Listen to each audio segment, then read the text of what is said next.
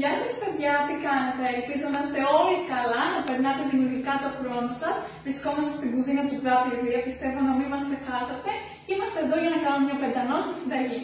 Θέλω να την κάνετε μόνοι σας, με τη βοήθεια λίγο της μαμάς, απλά λίγο να κοιτάει η μαμά, δεν θέλουμε κάτι άλλο. Πάμε λοιπόν να δούμε τα υλικά μας. Σήμερα θα κάνουμε ένα κορμό σοκολάτας πεντανόστιμο. Θα γλύφετε τα δάχτυλά σας, είμαι σίγουρη. Πάμε να τα δούμε. Έχουμε λοιπόν μπισκότο από την Μπέρ, ένα πακέτο. Έχουμε ένα πακέτο κουτά, ένα πακέτο ζαχαρούχων και 3 κουτάλια σούπας κακάο. Έχουμε και λίγο σοκολάτα, η οποία είναι προαιρετική. Άμα θέλετε τη βάζετε, άμα θέλετε δεν τη βάζετε.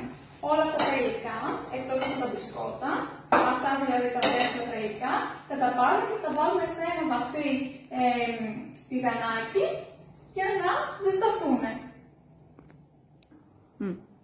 Παιδιά, να επιστρέψουμε εδώ στην κουζίνα του Δαπαιδία. Έχουμε ζεστάνει τα υλικά που είπαμε πριν.